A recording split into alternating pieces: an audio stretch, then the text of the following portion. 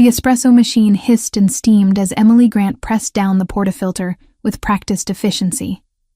6 months working at the Morning Brew Cafe had turned these movements into muscle memory.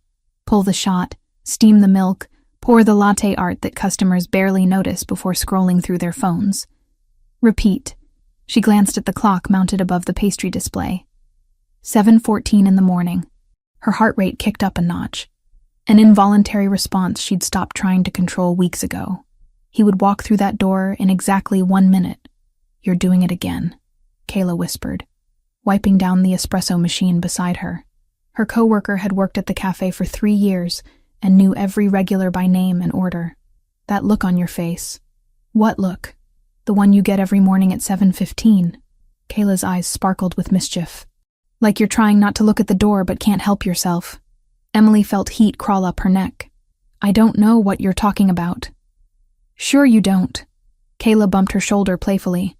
"Tall, dark, and dangerous is about to walk through that door, order his double espresso, leave an unnecessarily large tip, and sit in his corner booth, staring at you for exactly 43 minutes before he leaves.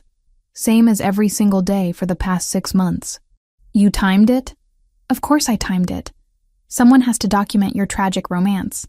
"It's not a romance," Emily protested, but her voice lacked conviction.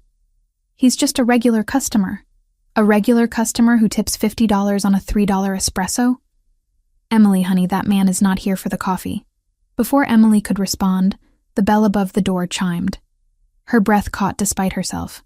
Alexander Rossi walked into the Morning Brew Cafe the way he did everything, with absolute command of the space around him. He stood well over 6 feet, broad-shouldered beneath a charcoal suit that fit him like it had been sewn directly onto his body.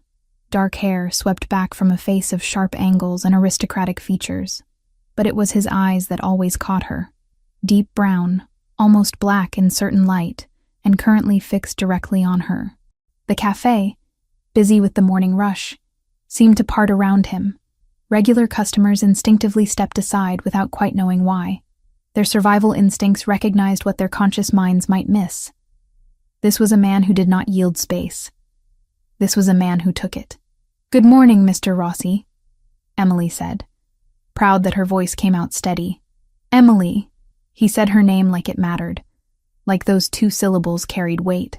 His voice was deep, accented ever so slightly with something that suggested old money and older tradition. "The usual, please. Double espresso. Coming right up." She turned to the machine, hyper-aware of him watching her work. His gaze felt physical, a touch between her shoulder blades as she ground the beans, tamped the grounds, locked the portafilter into place. She could feel Kayla practically vibrating with suppressed laughter beside her. The espresso pulled dark and rich, perfect crema on top. Emily placed it on a small ceramic saucer and carried it to where Alexander had claimed his usual booth in the back corner. The location gave him a clear view of both entrances, she'd noticed. He always sat with his back to the wall. "Thank you." His fingers brushed hers as he took the cup. The contact lasted a fraction of a second, barely there, but it sent electricity shooting up her arm. His eyes held hers for a beat too long before she pulled away. "Let me know if you need anything else." "I will." Emily retreated behind the counter, her heart hammering in her chest like she'd just run a marathon instead of walking 15 feet. This was ridiculous. She was 26 years old, not some teenager with a crush. And yet every morning, 7:15 sharp, her entire body seemed to wake up in ways that had nothing to do with the 3 hours of sleep she'd managed to scrape together. "Girl," Kayla breathed beside her. "The tension between you two could power the entire city." "There's no tension." "You are such a liar," Kayla grinned. "So when are you going to let that man take you to dinner?" "Never.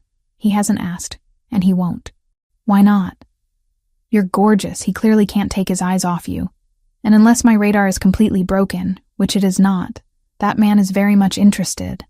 Emily shook her head, focusing on the next drink order. "You don't understand. Men like that don't date women like me." "Men like what?"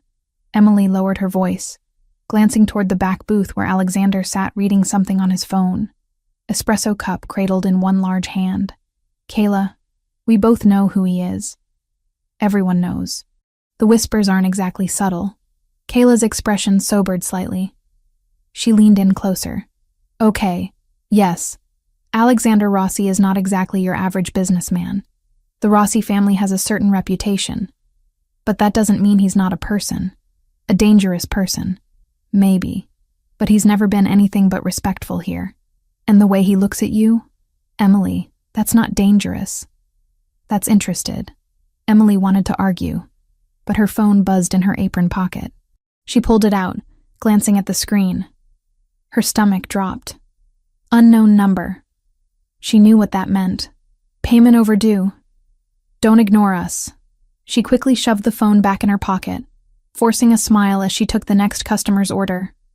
But her hands shook slightly as she made their latte, and she could feel the weight of worry settling back onto her shoulders like a familiar, suffocating blanket. 6 months ago, Emily had made a choice. Her mother, Sarah Grant, had been diagnosed with stage 3 breast cancer. The insurance company had approved standard chemotherapy, but denied coverage for a newer experimental treatment that had shown significantly better results. The treatment that might actually save her mother's life. Emily had exhausted every legitimate option. Bank loans denied due to her limited credit history and income. Medical financing companies offered terms she couldn't possibly meet. Fundraising efforts had raised barely $2,000, and her mother was getting sicker by the day. So Emily had done what desperate people do. She'd asked the wrong questions to the right people and found herself sitting across from a man in a back office of a pawn shop, signing papers she barely understood for $15,000. The money had saved her mother's life. The treatment was working. Sarah was in her 8th month of chemotherapy now, and the doctors were cautiously optimistic. The tumors were shrinking. Her mother might actually beat this thing, but the cost was drowning Emily alive. $15,000 borrowed, $20,000 already paid back through 6 months of double shifts, weekend catering gigs, and living on ramen and coffee. And she still owed $30,000 because the interest rates were predatory and completely illegal and absolutely real. The morning rush finally slowed around 10. Emily was wiping down tables when her phone buzzed again. And again. And again. 3 calls in rapid succession, all from blocked numbers. She didn't answer. She knew what they wanted, and she didn't have it. At 11:30, the door opened and 2 men walked in. Emily's blood turned to ice. They weren't trying to blend in. Leather jackets despite the warm Boston morning. Jeans and boots. Tattoos visible on their necks and hands. They walked with the kind of casual menace that came from people who'd done violence and expected to do more. And they walked straight toward the counter. "Emily Grant?" the taller one asked, though his tone made it clear he knew exactly who she was. Every customer in the cafe seemed to sense something wrong. Conversations died. People stopped stirring their coffee. "Yes?" Emily's voice came out smaller than she wanted. "We have a message from our mutual friends about your outstanding balance." Emily's throat went dry. "I told them I need more time. I'm working as much as I can." "Time's up, sweetheart. You've had 6 months. You've paid back what you borrowed, sure, but you knew about the interest. You signed the contract." "That contract is predatory," Emily said, her voice shaking. "I've already paid more than I borrowed. Not our problem. You owe $30,000. We want $10,000 by end of day today. Consider it a good faith payment." "I don't have $10,000. I barely have $100. The shorter man leaned against the counter, deliberately invading her space. "Then I suggest you figure it out. Call your family, your friends, that pretty coworker of yours." He glanced at Kayla, who'd frozen behind the espresso machine. "Maybe she's got some money saved up. Leave her out of this," Emily said quickly. "Then get us our money. We'll be back at 6 o'clock tonight, right here. $10,000 or things get ugly for you." Kayla found her voice. "You need to leave. This is a place of business, and you're harassing our staff." The taller man turned his attention to Kayla. "Brave, stupid, but brave." He took a step toward her. "You want to be a hero, sweetheart? You want to get involved in business that doesn't concern you? Don't call me sweetheart." He laughed, reaching out to push Kayla aside dismissively. Kayla stumbled back a step, catching herself on the counter. Emily opened her mouth to protest, fear and anger warring in her chest. And Alexander Rossi stood up. He didn't speak, didn't raise his voice, didn't make any dramatic gestures. He simply stood. And somehow that single action changed the entire atmosphere of the cafe. It was like a predator had just revealed itself, and every prey animal in the vicinity suddenly remembered what fear tasted like. The two men turned toward him. Emily watched their expressions shift from casual menace to something else entirely. Recognition, then fear. "We don't have business with you," the taller man said, but his voice had lost all its earlier confidence. Alexander walked toward them with measured steps. Not rushed, not threatening, just inevitable. When he spoke, his voice was quiet enough that only those nearest could hear, but it carried the weight of absolute authority. "You put your hands on that woman. You threatened this establishment. You created a disturbance that frightened the staff and customers." He paused. "I suggest you leave. Now. And do not return. Look, we're just collecting a legitimate debt. The girl borrowed money. She needs to pay it back." Alexander's expression didn't change, but something in his eyes turned glacial. "I am going to say this once. Leave this cafe. Leave this woman alone. Do not come back. If I have to repeat myself, you will not enjoy the conversation." The shorter man tried to save face. "You don't know who you're talking to. Our organization, I know exactly who you work for. The question is whether you know who you're speaking to." Alexander tilted his head slightly. "Do you?" Silence. Long enough to be uncomfortable. Long enough for the two men to remember rumors they'd heard, warnings from people higher up the chain. Long enough to realize they'd just made a very serious mistake. "We'll go," the taller man finally said. "But the debt doesn't disappear just because you scared us off. She still owes, and our people will collect." They left quickly, the bell above the door chiming cheerfully as if nothing had happened. The cafe remained silent for another beat. Then, slowly, conversation resumed. Customers turned back to their phones and laptops. But Emily stood frozen behind the counter, her entire body trembling. Alexander returned to his booth, picked up his empty espresso cup, and brought it to the counter. He placed it gently on the surface in front of Emily, along with 5 crisp $20 bills and a small black business card with a single number embossed in gold. "Thank you for the coffee," he said quietly, his eyes holding hers. "If you need anything, that number reaches me directly, day or night, any reason." Then he was gone, the door closing behind him, leaving Emily staring at the card in her shaking hands. Kayla materialized beside her, eyes wide. "Do you know who that was? I mean, really know? You said he was Alexander Rossi." "Yes, Alexander Rossi, head of the Rossi family, one of the most powerful crime families in Boston." "Emily, that man just threatened loan sharks on your behalf. Do you understand what that means?" Emily stared at the card. "Simple, elegant, terrifying. What does it mean?" "It means you're on his radar now. It means he's interested. It means your life just got a lot more complicated." Emily slipped the card into her apron pocket. "I'm not calling him. I can't owe people like that favors. Those guys who just left? They're going to report back to whoever they work for. This isn't over. I'll figure it out. I always do." But even as Emily said it, she knew it wasn't true. She was out of options, out of time, out of everything except fear and exhaustion and the growing certainty that things were about to get much worse before they got better. The rest of her shift passed in a haze. The phone calls started around 2. Blocked numbers, over and over.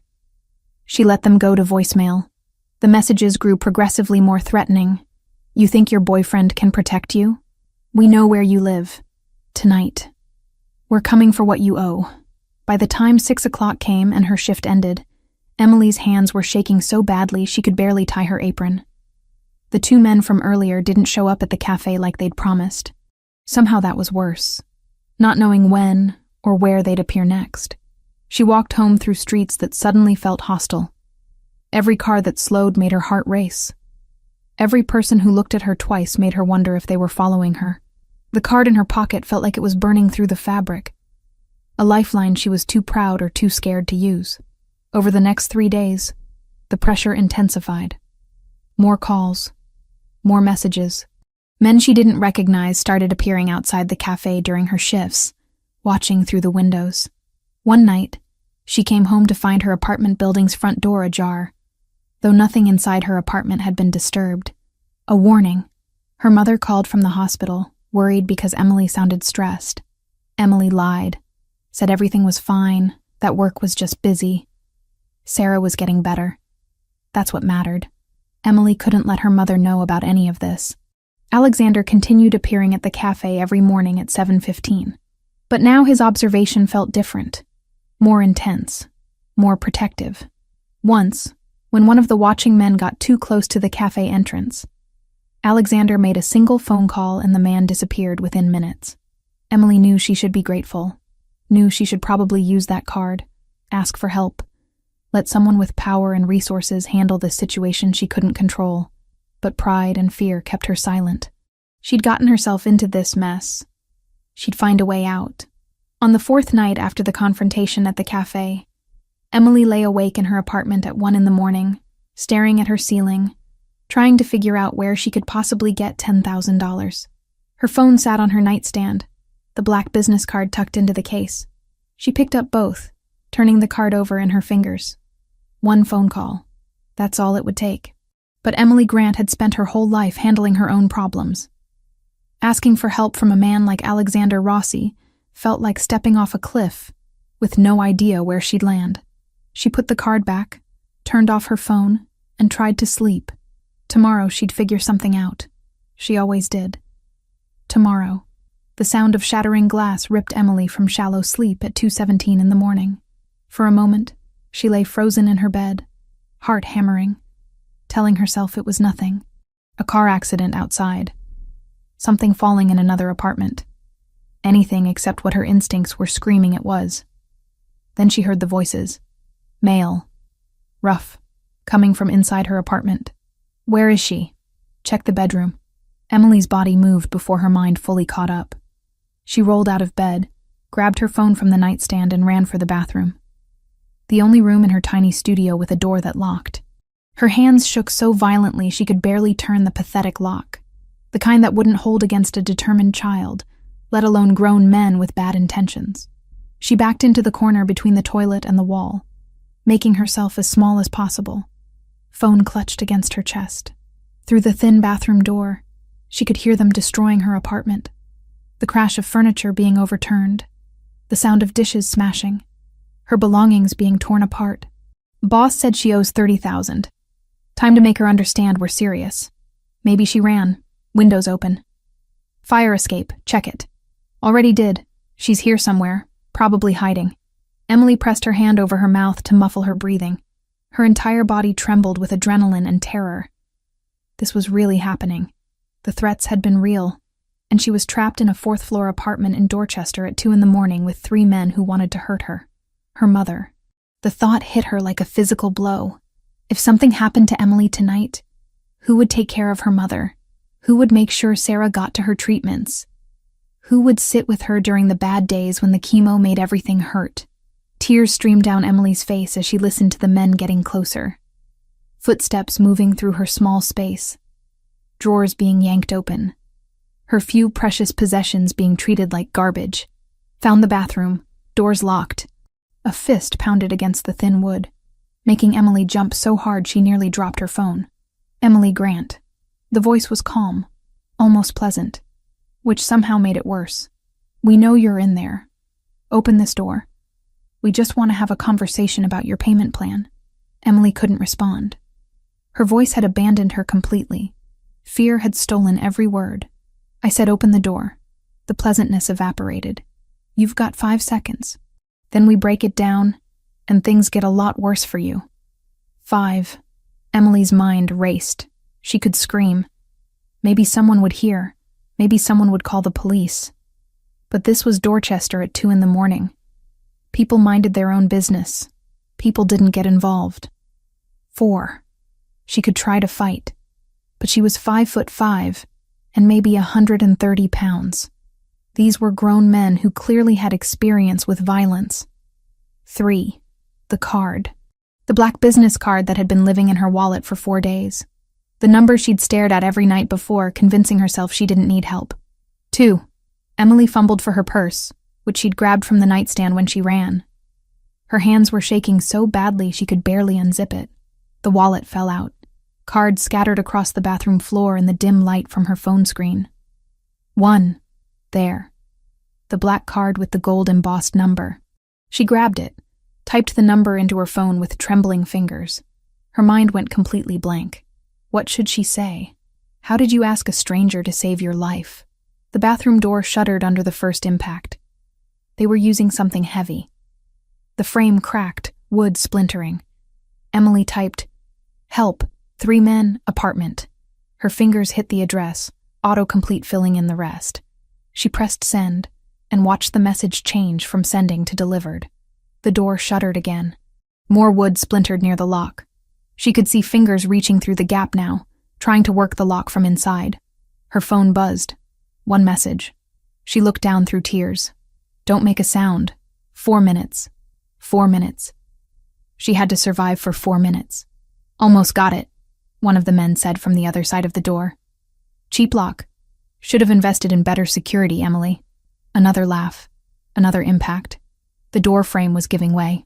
Emily could see more of the main room now through the widening gap. See the destruction they'd caused. Her couch cushions slashed open, stuffing everywhere. Her mother's favorite vase, the blue one her father had given Sarah on their 10th anniversary, shattered into pieces on the floor. That vase had survived her father's death, had survived moving 3 times, had been one of the few things Emily's mother had asked her to keep safe when she went into the hospital. And now, it was destroyed. The lock gave way with a final crack. The door swung open. 3 men filled the doorway, backlit by the harsh overhead light they'd turned on in her apartment. Emily recognized 2 of them from the cafe. The third was older, heavier, with eyes that looked dead, even while he smiled. "There you are," the older man said, stepping into the small bathroom. "Been looking for you, Miss Grant. Trying to avoid us? That's not very polite." Emily couldn't speak, couldn't move. She was pressed so hard against the wall that the cold tile hurt through her thin sleep shirt. "Let me explain how this works," he continued, crouching down so he was eye level with her. His breath smelled like cigarettes and something sour. "You owe us money. A lot of money. You've been dodging our calls. You got your boyfriend to scare off our collectors. That was disrespectful. So now we're here to teach you about respect." "I don't have the money," Emily whispered. "I told you. I need more time." "Time's up. We've been patient. 6 months patient. But you made us look bad in front of that cafe full of people. You embarrassed us. So now the price has gone up. 50,000. 50? But you said 30? That was before. Now it's 50. Call it interest. Call it a penalty fee. Call it whatever you want. You've got until tomorrow night to get us $50,000, or we start taking payment in other ways." One of the younger men leaned against the doorframe. "Pretty girl like you. Lots of ways to work off a debt." Emily's stomach turned. The full horror of her situation crashed over her. These men weren't just going to hurt her. They were going to do much worse. And no one was coming to help. No one even knew she was in trouble, except, how long had it been? 3 minutes? 4? "Here's what's going to happen," the older man said, pulling out a lighter from his pocket. "You're going to call someone. Your mother, a friend, someone from that cafe, someone who can get us $50,000 by tomorrow night. And while you make those calls, my associates are going to help you understand how serious we are about collecting." He flicked the lighter. The small flame danced in the darkness. "We'll start with something small. Maybe your hand. Maybe just a couple fingers. Enough to show we mean business, but not enough to prevent you from working. You need to be able to make us that money after all." The 2 younger men moved into the bathroom. One grabbed Emily's arm, hauling her to her feet. The other clamped a hand over her mouth when she tried to scream. They dragged her out of the bathroom into the destroyed main room of her studio apartment. Emily struggled, but it was useless. They were too strong, too practiced. This wasn't their first time doing something like this. "Hold her still," the older man instructed, approaching with the lighter. "And try not to damage anything permanent. We need her functional." That's when Emily heard it. Footsteps in the hallway. Heavy. Multiple. Moving fast. The 3 men heard it too. The one holding her arm loosened his grip slightly, head turning toward the door. "You expecting company?" the older man asked. Emily shook her head. She didn't trust herself to speak even if the hand wasn't covering her mouth. The footsteps got closer. Faster. More purposeful. Not the shuffling of a sleepy neighbor. These were tactical movements. Professional. And then her apartment door, already damaged from their forced entry earlier, exploded inward with such violence that it flew completely off its hinges. The crash was deafening in the small space. Wood and metal clattered across the floor. Men poured through the opening. Not 3. Not 5. At least a dozen, all dressed in black tactical gear, all carrying weapons that looked military grade. They moved with practiced efficiency, spreading through the tiny apartment in seconds, securing every corner, every angle. The 3 loan sharks released Emily immediately. The younger 2 raised their hands. The older one tried to maintain some authority, but Emily could see fear flickering in his dead eyes for the first time. And behind all the tactical team members, walking through the chaos with absolute calm, came Alexander Rossi. He wore the same clothes from earlier that day, though he'd lost the suit jacket and rolled up his sleeves. His dark eyes swept the room in one comprehensive glance, taking in everything. The destroyed furniture, the 3 men, Emily, held roughly by 2 men twice her size. Alexander's expression didn't change, but the temperature in the room seemed to drop. The air itself felt heavier, harder to breathe. "Let her go." His voice was quiet, almost conversational. Somehow that made it more terrifying than if he'd shouted. The men released Emily so quickly she stumbled. She caught herself on the arm of her destroyed couch, her legs shaking too badly to hold her weight properly. "This is a private business matter," the older man tried, but his voice had lost all its earlier confidence. "The girl owes us money.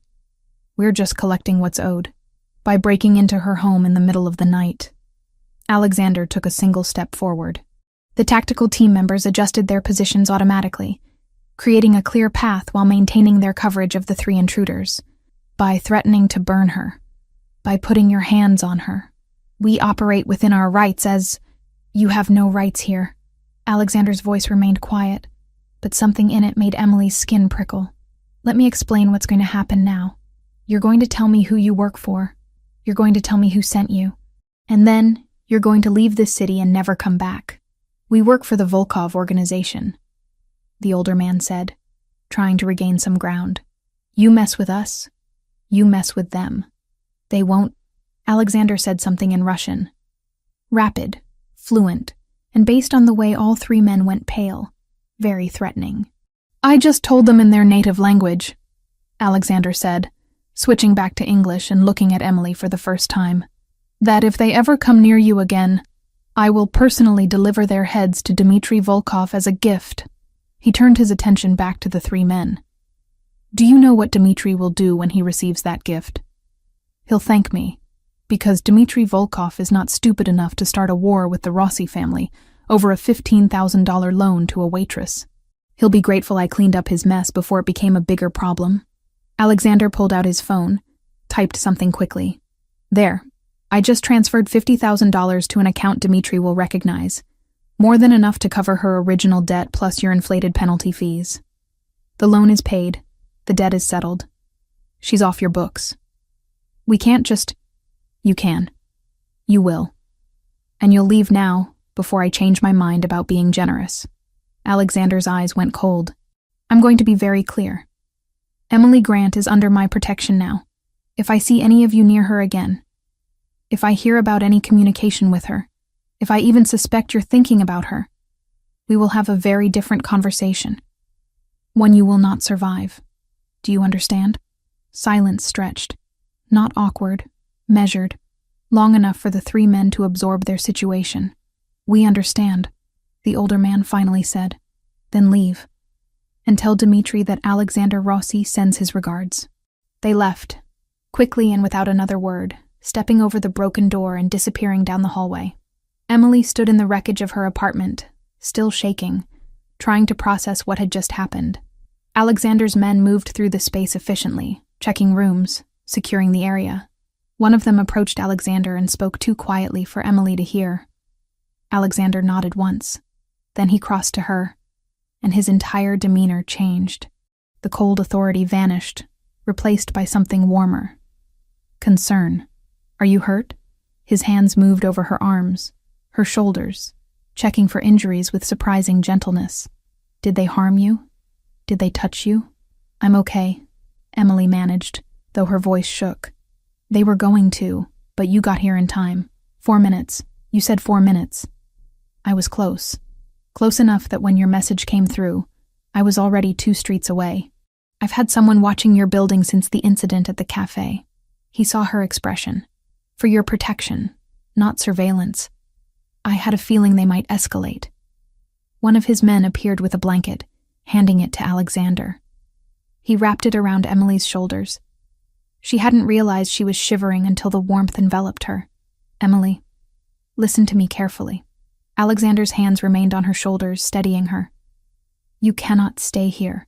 Those men will report back to their organization. Even with the money I paid and the warning I gave, there might be others who don't get the message. You're not safe here. But this is my home, Emily whispered. Where am I supposed to go? With me. Just for tonight, he added quickly. Just until we're certain this is truly settled and you're safe. I have a secure location. You'll have privacy. In the morning, we'll figure out next steps. My mother. Panic flooded through Emily. She's at Boston General Hospital. What if they go after her? What if they try to hurt her to get to me? Alexander's hands tightened on her shoulders. Your mother is Sarah Grant, currently receiving treatment for breast cancer at Boston General, correct? How do you know that? I make it my business to know about people I care about protecting. Your mother will be safe. I'll have security placed at her hospital room immediately. Discreet but effective. No one will get near her. But you need to come with me now. Can you trust me to keep you both safe? Emily looked into his dark brown eyes and saw nothing but sincerity. This man, this dangerous man she barely knew, had just paid $50,000 to save her life, had brought what looked like a private army to rescue her, and was now offering to protect her mother. Why? The question came out barely above a whisper. Why are you doing all this for me? Alexander's expression softened. Because you asked for help. Because no one deserves what those men were going to do to you. Because I couldn't stand by and do nothing. He paused. Is that reason enough for now? It wasn't. It didn't explain anything. But Emily was too scared. Too exhausted. Too overwhelmed to push for more. She nodded. Good. My men will collect your important belongings. Tell us what you need. The painting by the window. It was my father's. And the photo albums in my closet. And my mother's jewelry box. You heard her, Alexander said to his team. They moved immediately, carefully gathering the items while others documented the scene with photos. 10 minutes later, Emily was being guided down the stairs, Alexander's hand steady at the small of her back. His presence was the only thing keeping her upright. When they emerged onto the street, Emily saw 5 black SUVs lined up, blocking the entire street. Neighbors had gathered at windows but stayed inside. Nobody wanted any part of this. Alexander opened the rear door of the middle SUV himself, helped Emily inside. The interior was luxurious. Leather seats, perfect climate control. Even the air smelled expensive. He slid in beside her. The door closed with a heavy, secure sound.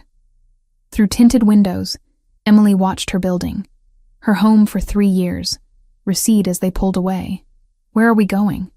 She asked quietly. Somewhere safe, somewhere you can rest without fear. Alexander's voice was gentle. I promise you, Emily. You're safe now. Emily leaned back against the seat, exhaustion crashing over her. Her eyes drifted closed. The last thing she felt before sleep claimed her was warmth being draped over her. Alexander's suit jacket settling over the blanket. Take us home, she heard him say softly. And call ahead. Tell Teresa we have a guest who needs care. Home. Emily didn't have one of those anymore. But as consciousness faded, she thought maybe that would be okay, at least for tonight. Sunlight filtered through curtains the color of champagne, soft and golden, and completely unfamiliar. Emily's eyes opened slowly, confusion clouding her thoughts before memory rushed back in a flood. The break-in. The men. Alexander arriving with armed soldiers, the drive through dark streets. She sat up quickly, taking in her surroundings. The room was beautiful in an understated way. Cream walls, elegant furniture that looked antique but carefully maintained. A window seat overlooking what appeared to be a private garden below. Her father's painting hung on the wall across from the bed, perfectly mounted as if it had always belonged there. Her mother's jewelry box sat on the dresser beside framed photographs from her apartment. Someone had unpacked her life with care. Emily wore the same clothes from last night, wrinkled and smelling faintly of fear. On the chair beside the bed lay fresh clothing, gray pants and a coral blouse, both still bearing tags, both looking exactly her size. Before she could process any of this, a soft knock sounded at the door. "Miss Grant?" A woman's voice, older and warm. "Are you awake? May I come in?" "Yes," Emily managed, her throat dry as sand. The door opened to reveal a woman in her early 60s with silver-streaked dark hair pulled into a neat bun. She wore simple but quality clothes and carried a genuine smile. In her hands was a tray with water, orange juice, and toast. "Good morning. I'm Teresa. I manage Mr. Rossi's household." She set the tray on the bedside table. "I thought you might be thirsty when you woke. How are you feeling?" "I don't know," Emily answered honestly. "Confused. Scared." "Where am I exactly?" "Mr. Rossi's private residence in Beacon Hill. You're completely safe here, I promise. This building has excellent security." Teresa poured water into a crystal glass and handed it to Emily. "Drink, dear. You look like you need it."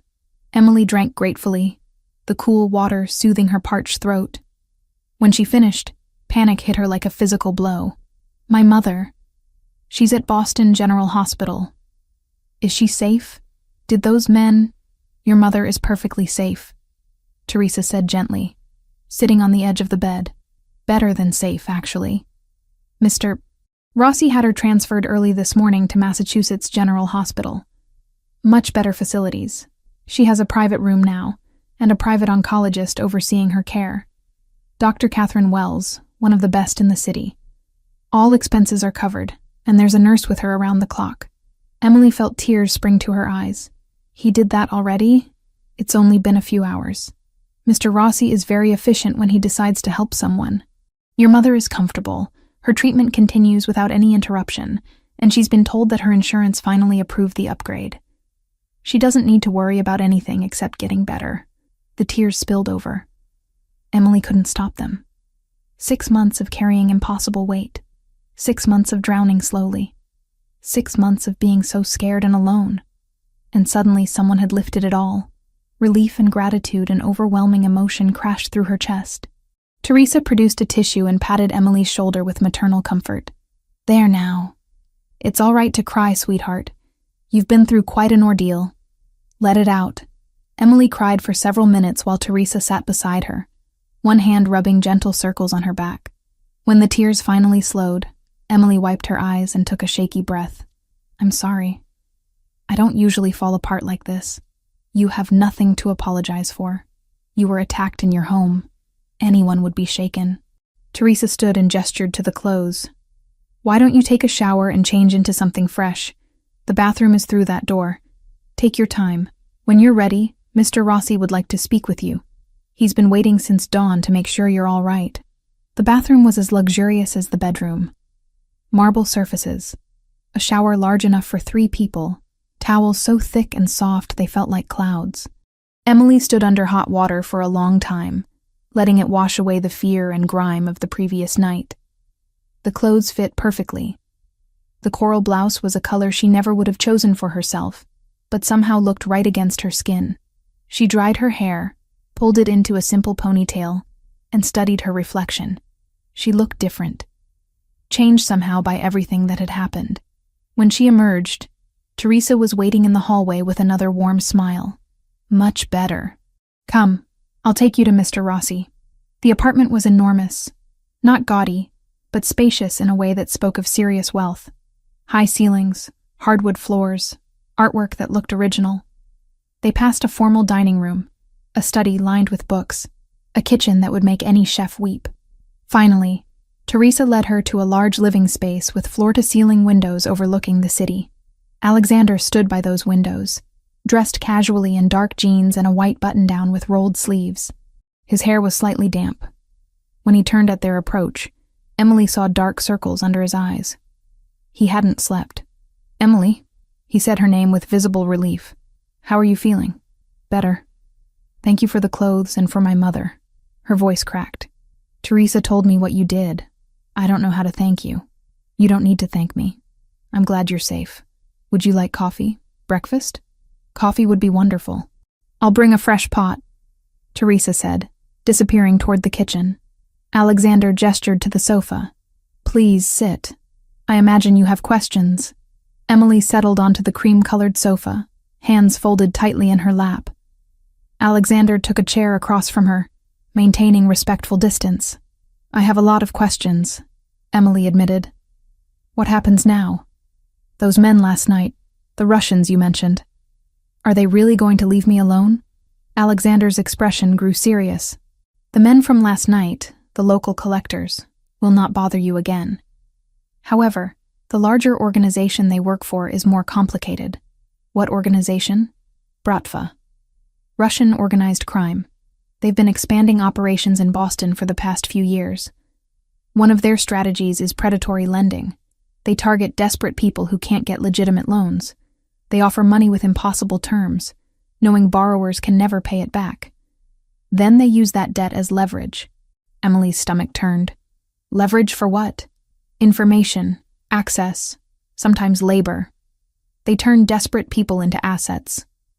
A waitress at a popular cafe, for instance, might overhear useful conversations, might see who meets with whom, might be able to slip something into someone's drink. They don't recruit you immediately. They build your debt slowly, increase the pressure, until you're so desperate, you'll do anything they ask." "They were going to make me hurt people?" Emily felt sick. "Eventually, yes. The 3 men who broke into your apartment were accelerating the timeline because I'd interfered at the cafe. They wanted to establish control before I could complicate things further. I just wanted to help my mother. I didn't know." "Of course you didn't. You were desperate and trying to save someone you love. They prey on exactly that vulnerability." Alexander leaned forward. "Emily, the local collectors have been dealt with. The money I transferred bought you breathing room. But the Russian organization is still active in Boston. They know you're connected to me now, which complicates things." "What does that mean?"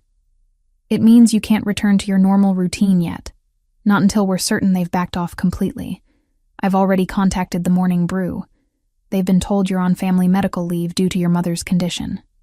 Your position is protected." Emily absorbed this information slowly. "For how long?" "A few weeks, perhaps. Maybe less if negotiations go well. I understand this isn't ideal, but your safety has to come first." Teresa returned with coffee, cream, and sugar. Emily prepared her cup with shaking hands, grateful for something familiar to focus on. "Why are you doing all this?" Emily asked quietly. "You barely know me." Alexander was silent for a moment, choosing his words carefully. "I've been coming to that cafe for 6 months. Same time every morning." "Do you know why?" "For the coffee?" A hint of a smile. "The coffee is mediocre at best." "I came because of you, Emily. I've been watching you for months. The way you work, double shifts without complaining. The way you're kind to difficult customers even when you're exhausted. I saw your courage and your strength. When you asked for help last night, I couldn't ignore it." Emily's heart beat faster. "You're saying you have feelings for me? I'm saying I respect you. I'm saying that watching you struggle against impossible odds made me want to help. When those men threatened you, something in me decided you were under my protection. Whether you'd asked for it or not, that's not how this works. You can't just decide people are yours to protect." "Poor choice of words," Alexander conceded. "You're not property.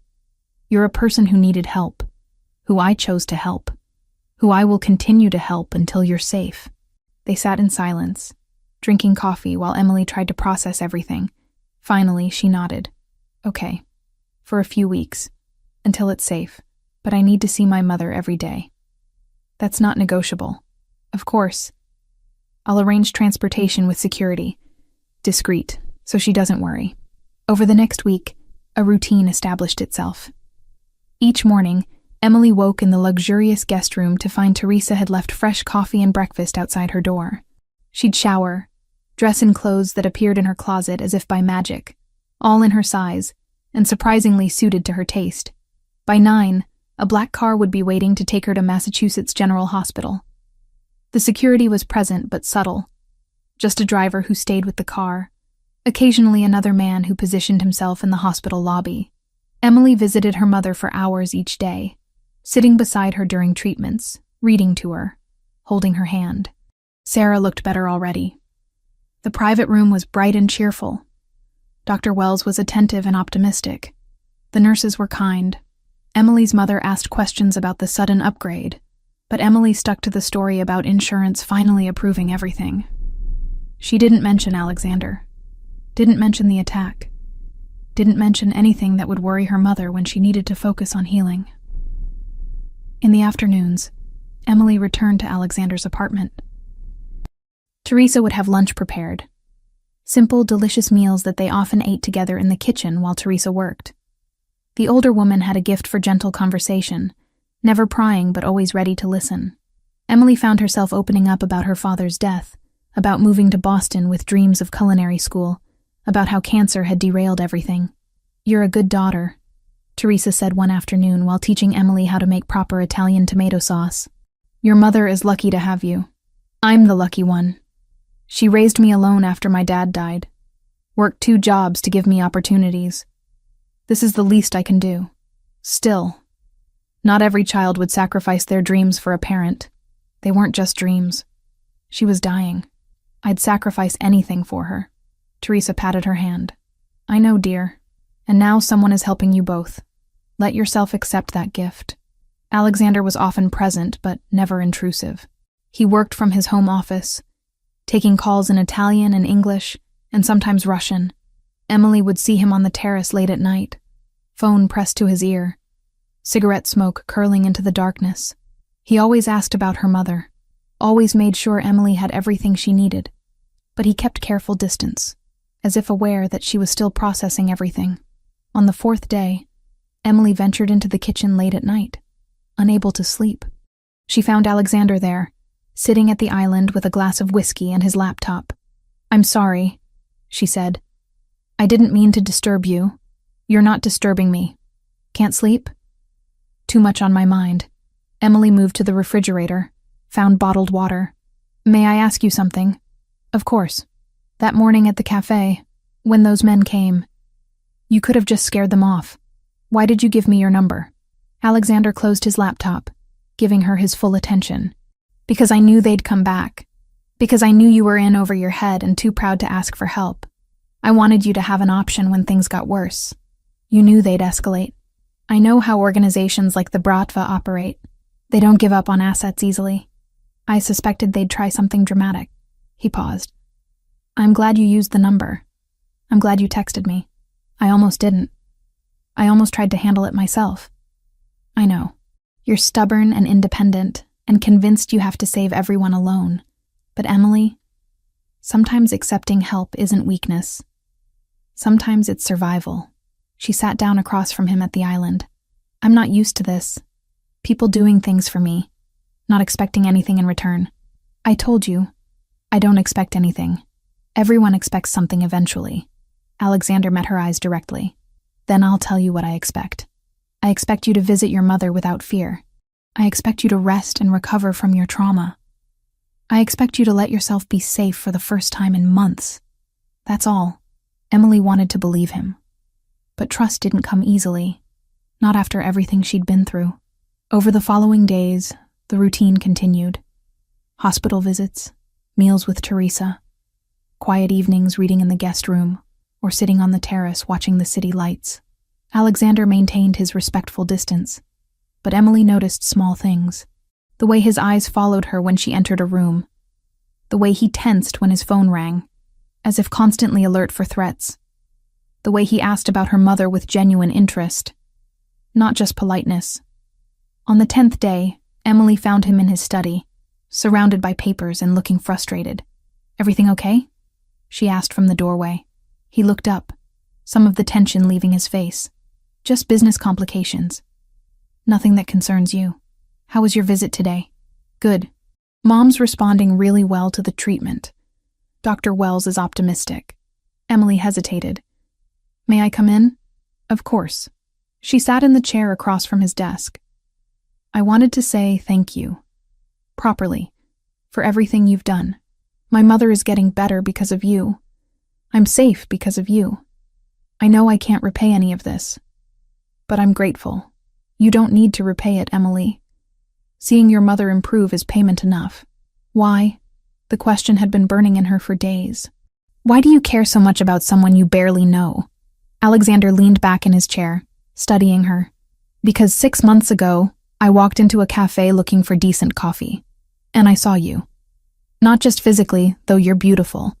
I saw how you treated an elderly customer who couldn't decide what to order. Patient, kind, taking time even though there was a line. I saw how you slipped an extra pastry into a college student's bag when you thought no one was watching. I saw you, Emily. The real you. And I kept coming back because I wanted to see more. Emily's heart pounded. That's not a reason to risk your life for someone. Maybe not. But when you're in my position, when you spend your days dealing with violence and betrayal, and people who only want things from you, meeting someone genuine is rare, worth protecting. They sat in silence for a moment, something unspoken building between them. The cafe, Emily said finally. Can I go back soon? Soon. We're still working out arrangements with the Russian organization. But soon, I promise. Emily nodded and stood to leave. At the door, she paused. Alexander, thank you for seeing me. Not many people do.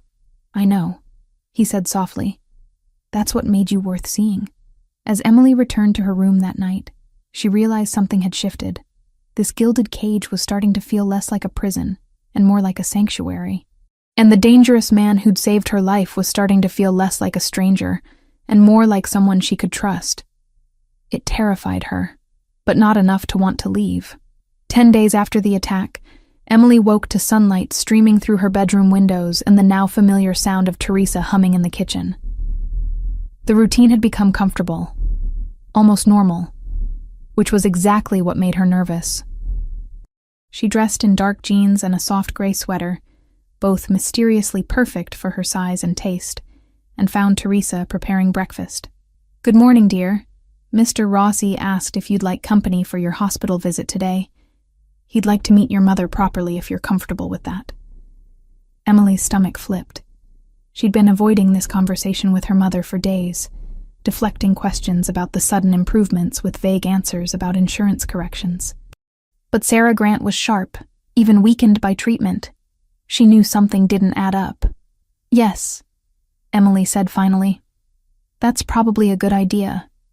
She has questions I can't keep avoiding. An hour later, they pulled up to Massachusetts General Hospital in one of Alexander's discreet black sedans. He wore a simple navy suit, no tie, looking less intimidating than usual, but still unmistakably powerful. As they walked through the hospital corridors, Emily noticed staff members recognizing him, nodding with respect that bordered on deference. You've been here before, Emily observed. I donate to several hospital programs, cancer research specifically. His voice carried something heavy. My mother died of ovarian cancer when I was 16. Emily stopped walking. Alexander, I'm sorry. I didn't know. How could you? It was a long time ago. He gestured toward the elevator. Your mother's room is on the 7th floor, correct? Sarah Grant's private room was bright and cheerful, filled with flowers and morning light. She sat propped up in bed, looking thinner than Emily remembered, but with better color in her cheeks. Her gray hair had been brushed, and she wore her favorite blue robe. Emily, Sarah smiled. Then her eyes moved to Alexander, and the smile faltered slightly. And you brought a friend. Mom, this is Alexander Rossi. He's the one who helped arrange your transfer here. Alexander, this is my mother, Sarah Grant. Alexander crossed to the bed, his entire demeanor softening. Mrs. Grant, it's an honor to meet you. Your daughter speaks of you constantly. Sarah studied him with the careful attention of a mother who'd spent 26 years protecting her daughter. Mr. Rossi, I recognize your name. Your family has quite a reputation in Boston. We do, Alexander acknowledged without defensiveness. Much of it deserved. And yet my daughter is staying with you? My daughter who came home from work one day and suddenly everything changed? Sarah's voice was gentle but firm. Emily, I know you've been lying to me. Insurance companies don't just suddenly approve everything. So why don't you tell me what's really happening? Emily sat on the edge of her mother's bed, taking her hand. I got into trouble. Financial trouble. I borrowed money from the wrong people to pay for your treatment. They came after me. Alexander helped. Helped how? He paid the debt. He protected me when they tried to hurt me. He moved you here so you'd be safe and have better care. Emily's voice cracked. I'm sorry I lied, Mom. I didn't want you to worry. Sarah's eyes filled with tears. Oh, Emily. Baby, what did you do? What I had to. You were dying. The treatment you needed wasn't covered. I couldn't just watch you die. So you put yourself in danger for me? I'd do it again. 1,000 times. Sarah looked at Alexander, who stood quietly a few feet away, giving them space. And you? Why would you help my daughter? What do you want from her? Nothing, Alexander said simply. She needed help. I provided it. That's all. Men like you don't do things for nothing. I may be sick, Mr. Rossi, but I'm not naive. My late husband had dealings with people in your world years ago. Brief dealings, but enough for me to understand how it works. So I'll ask again. What do you want from my daughter? Alexander moved closer, his expression serious. Mrs. Grant, your husband's name was Robert Grant. He worked as an accountant for the Moretti family for approximately 8 months in 1995. He left that employment when you became pregnant and never looked back. He was a good man who made one mistake and spent the rest of his life making up for it. Sarah's face went pale. How do you know that? I know many things, including that your daughter inherited his sense of loyalty and his stubbornness. Alexander met Sarah's eyes directly. I don't want anything from Emily except to ensure she's safe. The people she borrowed from are dangerous, and they won't easily forget. I'm protecting her because I have the means to do so, and because watching her suffer is not something I can tolerate. Why? Sarah pressed. Why do you care about a waitress you barely know? Because she's not just a waitress. She's brilliant and brave and has spent 6 months working herself to exhaustion for you. Because she deserved better than to be preyed upon by criminals. Because I could help. So I did. Sarah held his gaze for a long moment, reading something there that Emily couldn't see. Finally, she nodded. Promise me something, Mr. Rossi. Promise me you'll protect her. Really protect her. Not just from the people she borrowed from, but from your world, too. She's all I have. I promise, Alexander said solemnly. On my mother's memory, I will keep her safe. The weight of that promise hung in the air. Sarah seemed to relax slightly, some tension leaving her shoulders. Thank you, she said quietly. For everything. The medical care, the protection. I can't repay you. You don't need to. Focus on getting better. That's payment enough. They visited for another hour, Sarah asking questions about Emily's routine, making sure her daughter was eating properly and sleeping enough. Alexander answered when appropriate, his manner respectful and surprisingly gentle. By the time they left, Emily could see her mother's approval. Cautious but real. In the car, Emily was quiet, processing everything that had been revealed. You investigated my father, she said finally. I investigate everyone I become involved with. It's not personal, just practical. What else do you know about him? That he died in a car accident when you were 12. That he left you and your mother with minimal life insurance and a mortgage. That your mother worked as a nurse and a weekend receptionist to keep you both afloat. That you were a straight-A student who gave up a scholarship to culinary school to help with bills. Alexander glanced at her. I know your whole story, Emily. All the sacrifices you've made. It should have felt invasive. Instead, it felt like being truly seen for the first time. Where are we going? Emily asked, noticing they weren't heading back to Beacon Hill. Dinner, if you're comfortable with that. I'd like to take you somewhere nice. Somewhere we can talk without Teresa hovering. Teresa doesn't hover. Teresa absolutely hovers. She likes you. The restaurant was small, tucked into a side street in the North End. The kind of place tourists would never find. When they entered, The owner greeted Alexander in rapid Italian, embracing him like family. The entire restaurant was empty, except for one table set by the window. "You closed the whole place?" Emily asked as they were seated. "I value privacy, and I wanted to talk to you without interruptions." Wine appeared, followed by appetizers Emily hadn't ordered. Fresh burrata with tomatoes, grilled octopus, crispy arancini. Alexander ordered for them both in Italian, and the owner nodded approvingly. "Tell me about nursing," Alexander said once they were alone. "Teresa mentioned you wanted to study it before everything happened with your mother." Emily was surprised he remembered. "It was a long time ago. Different life. But you still think about it. Sometimes. I liked the idea of helping people, making a real difference. But culinary school was more affordable, and I was good at cooking. So that's what I pursued. Then even that became impossible. What if it wasn't impossible anymore? What if you could go back to school after your mother recovers? Alexander, I can't ask you for more than you've already given.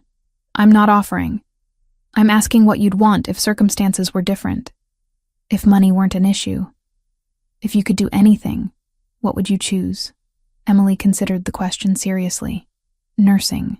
Specifically oncology nursing. After watching what my mom's been through, seeing how much difference a good nurse makes. I'd want to be that person for other families. That's a good dream. Worth pursuing." They talked through multiple courses, conversation flowing easier than it ever had. Alexander told her about growing up in his family, the weight of expectations and responsibilities he'd never asked for. How he'd wanted to study architecture but was groomed from birth to take over his father's empire. "Do you regret it?" Emily asked. "Taking over?" "Sometimes. But it's my responsibility now. My family, my people, they depend on me. I can't walk away from that, even though it's a life of constant danger. Even though." He paused, studying her. "Does that frighten you? Knowing what I am, what I do?" "Yes," Emily admitted. "But it also saved my life. So I'm trying to reconcile those two things." Their main courses arrived. The food was exquisite, each bite better than the last. Emily found herself relaxing, laughing at Alexander's stories about Teresa's matchmaking attempts with various unsuitable women over the years. "She approves of you," Alexander said. "That's rare.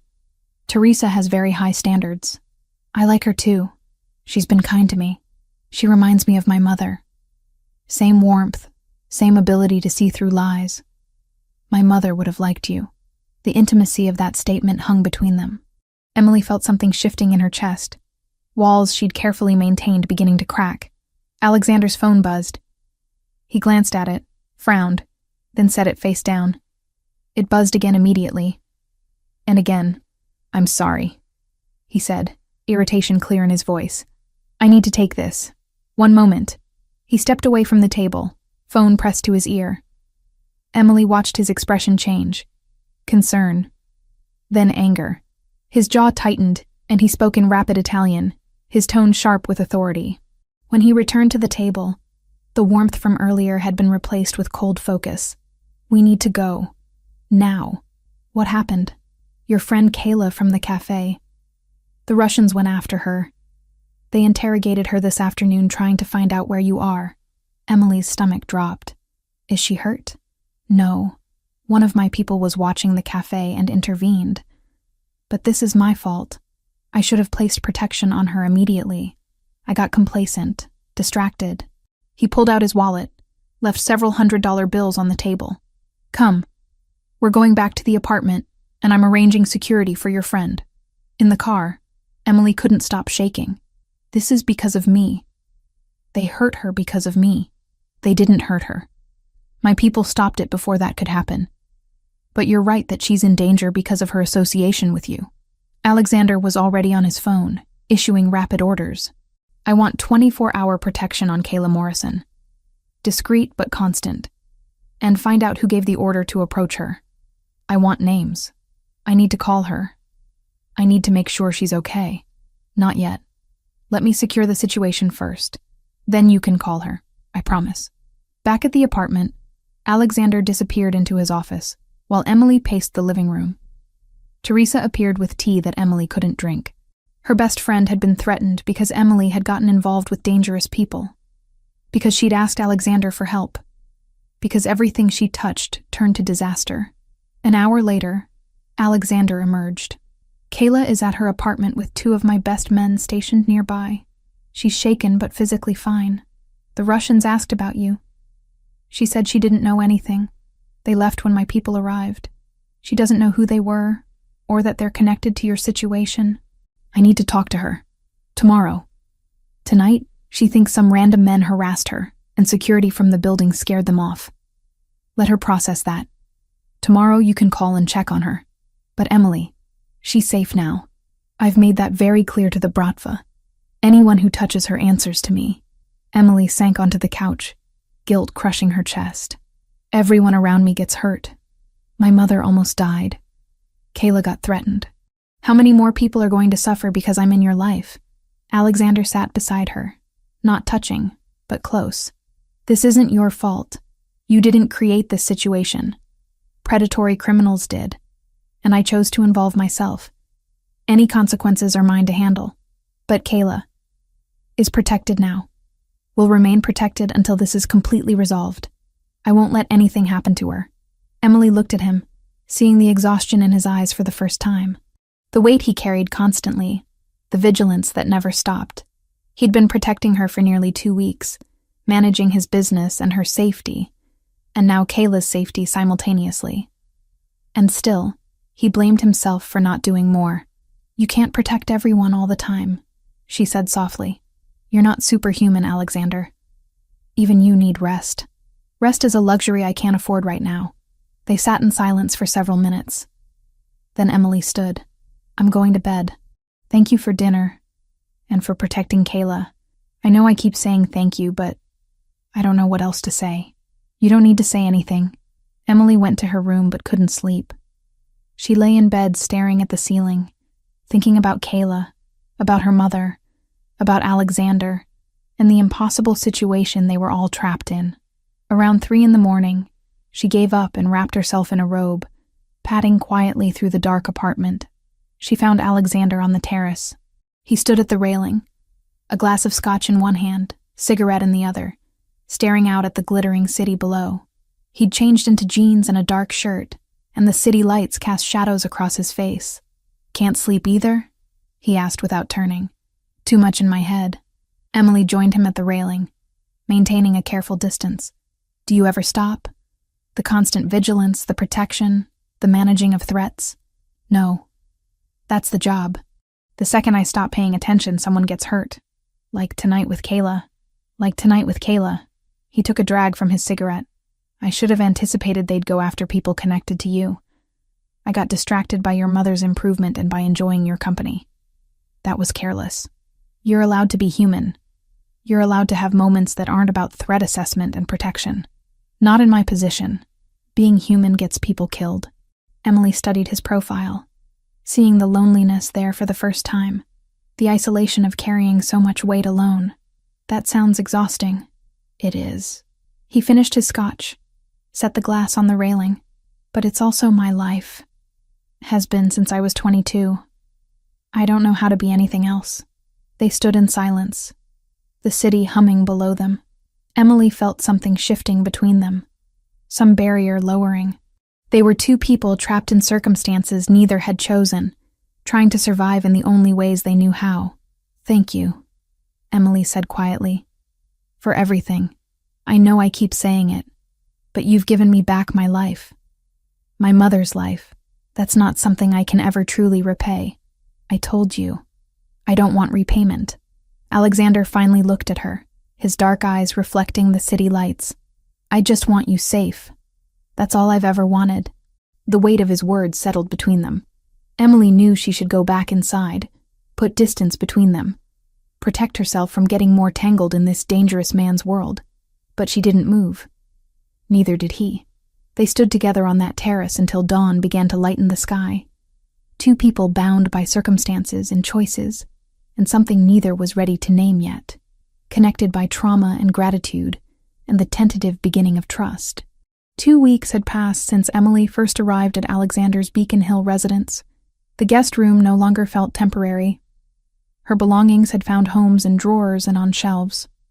The morning routine with Teresa had become comfortable, and her mother's health continued improving, Dr. Wells growing more optimistic with each passing day. Sarah's chemotherapy cycle would end in 3 weeks, and the scans showed remarkable progress. But something else was changing too. Something Emily had been trying very hard to ignore. The tension between her and Alexander had shifted from careful politeness to something electric, something dangerous in its own way. It started small, his hand brushing hers when he passed her coffee, her fingers lingering on his arm when he showed her something on his laptop, the way their eyes would meet across the room and hold just a beat too long. There were almost kisses, moments when they'd find themselves too close, breath-catching, leaning in before one of them pulled away. Usually Alexander, maintaining that respectful distance he'd held since the beginning. But Emily saw the way his jaw tightened with restraint, saw the heat in his dark eyes before he'd step back and excuse himself. It was driving her slowly insane. Teresa noticed, of course. The older woman noticed everything. She'd taken to leaving them alone more often, finding reasons to run errands or visit family across town, creating opportunities Emily wasn't sure she was ready for. One afternoon, Emily discovered art supplies in the study. Professional grade oils, canvases, brushes still in their packaging. She found Alexander reading in the living room. "Did you buy these?" she asked, holding up a sable brush that probably cost more than her monthly rent used to. "Teresa mentioned you liked to paint. Before everything happened with your mother, I thought you might want to start again. Alexander, this is too much. These supplies are expensive. So paint something expensive with them." He smiled. "You're living in my home with nothing to do while I work. I thought you might enjoy having a creative outlet." Emily wanted to argue, but the truth was, she'd missed painting desperately. Missed the meditative focus of mixing colors, building layers, losing herself in creation. She hadn't had time or money for art in over 2 years. "Thank you," she said finally. "This is incredibly thoughtful." She set up in the study, using the large desk by the window for workspace. The first few attempts were rusty, her hand remembering techniques her mind had half forgotten. But by the 3rd day, she found her rhythm again. She painted Boston at dawn, the city she saw from Alexander's terrace each morning, the gold and pink light, the buildings emerging from darkness. Alexander began spending time in the study while she worked, sitting in his chair with his laptop or papers, conducting business in Italian or English while she painted. She was acutely aware of him watching her sometimes, studying her with an intensity that made her skin flush hot. But it wasn't uncomfortable. If anything, his presence helped her focus, grounded her. "You're talented," he said one evening after she'd finished a particularly complex section of sky. "Really talented. This should be in a gallery. It's just a hobby. It's more than that. This is art, Emily. You have a gift." The compliment warmed her more than it should have. She was still cleaning brushes when his phone rang, the tone sharp and urgent. Alexander answered in Italian, his expression darkening with each passing second. He stood abruptly, switching to rapid-fire commands that Emily couldn't follow. When he ended the call, tension radiated from every line of his body. "What happened?" Emily asked. "Coordinated attack on 3 of my properties, warehouses in Southie. This wasn't random, it was planned. I need to handle this personally." He was already moving, pulling on his suit jacket, checking something on his phone. "You'll stay here with security. 6 men will be stationed around the apartment. Don't open the door for anyone except Teresa. Understand? How long will you be gone?" "I don't know. However long it takes." He paused at the door, looking back at her. "Emily, stay inside. Don't go anywhere. Promise me." "I promise. Be careful." Something flickered in his eyes. Then he was gone, the door closing with finality behind him. The apartment felt different without Alexander. Larger, emptier. Emily tried to paint but couldn't focus. She tried reading, watching television, anything to pass the time. The 6 security men were discreet but present, their positions around the building obvious to her, now that she knew to look for them. Hours crawled by. 6 became 9, became 12. Emily called the hospital to check on her mother, who was sleeping comfortably according to the night nurse.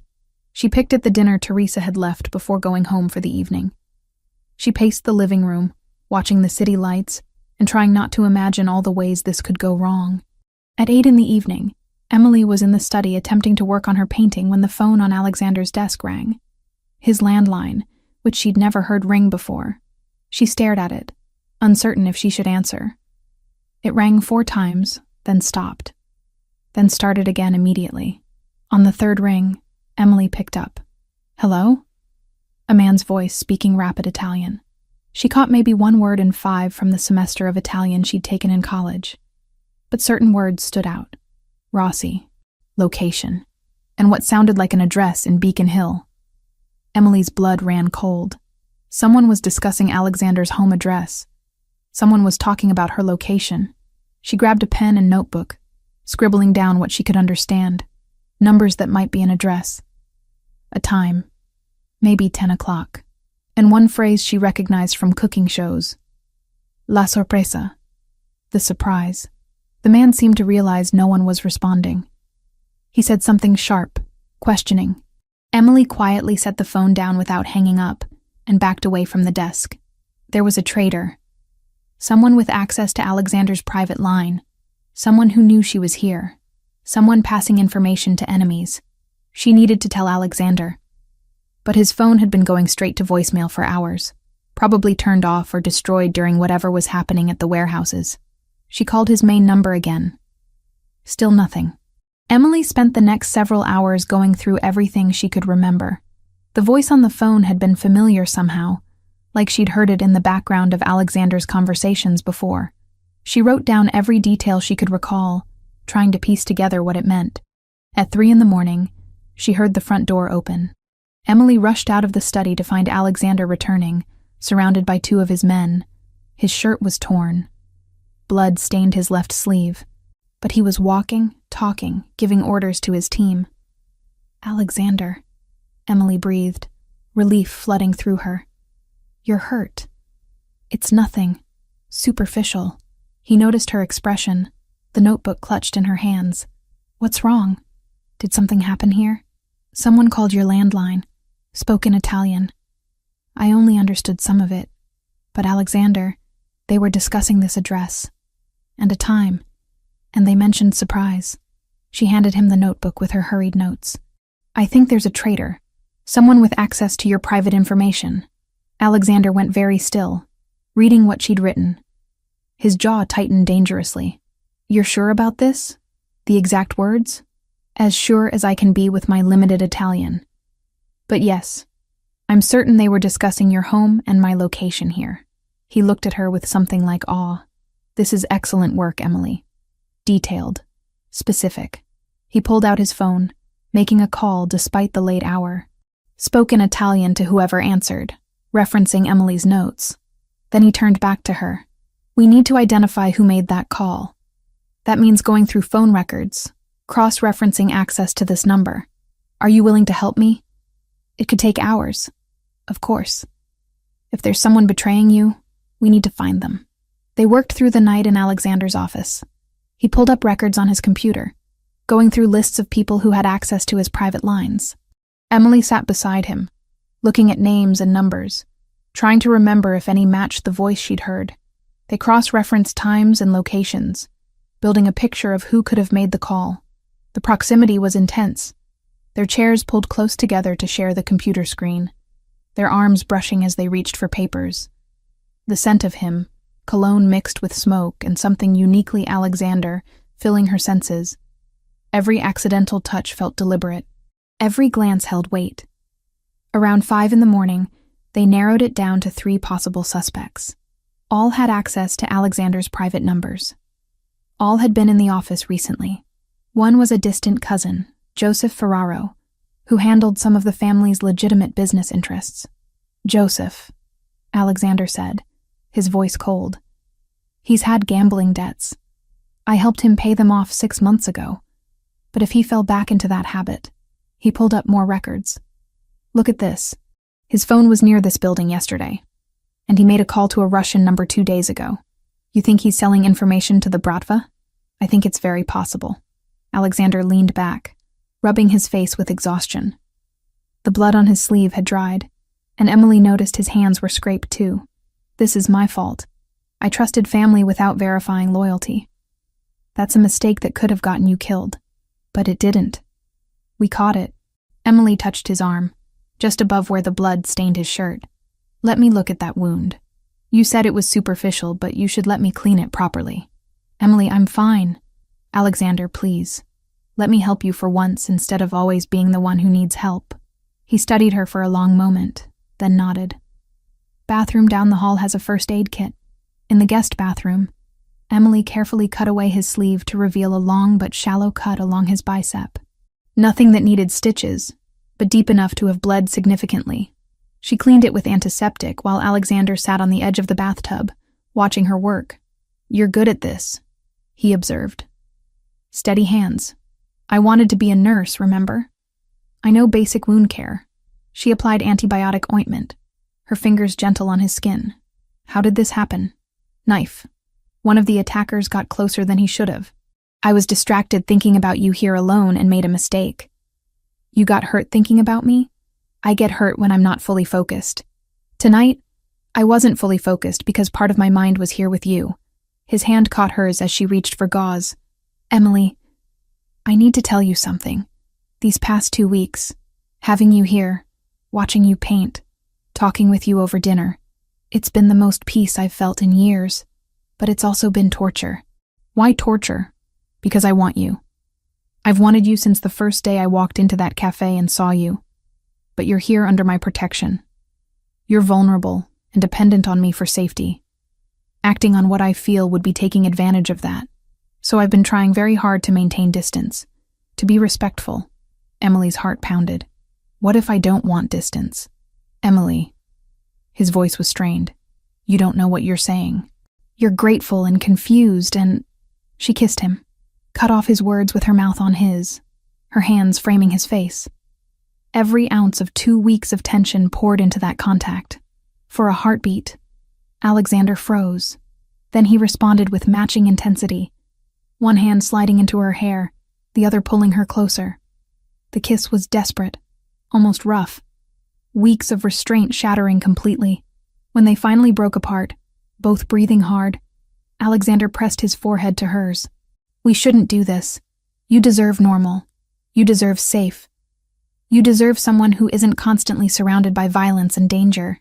Stop telling me what I deserve. Let me decide what I want. Emily pulled back enough to meet his eyes. I want you, Alexander. Not because you saved me, or because I'm grateful. Because these past 2 weeks, I've seen who you are. The real you. And I want that person. I can't give you a normal life. I don't want a normal life. I want this life. With you. If you want me to. Instead of answering with words, Alexander kissed her again. Slower this time, but no less intense. He stood, pulling her with him, careful of his injured arm. They made it as far as his bedroom, a space Emily had never entered before, large and masculine, with floor-to-ceiling windows overlooking the city and a massive bed that they barely made it to. Everything that had been building between them for weeks finally found release. Alexander was gentle despite the desperation, constantly checking that she was okay, that she wanted this. Emily answered with touches and kisses, with whispered assurances that yes, she wanted exactly this. Wanted him. Afterward, they lay tangled together as dawn light began filtering through the windows. Emily traced patterns on Alexander's chest, feeling his heartbeat steady beneath her palm. His fingers drew lazy circles on her shoulder. I should feel guilty, she murmured, but I don't. Good. Don't. He kissed the top of her head. This changes things between us. You know that. I know. Is that okay? It's more than okay. He tilted her face up to meet his eyes.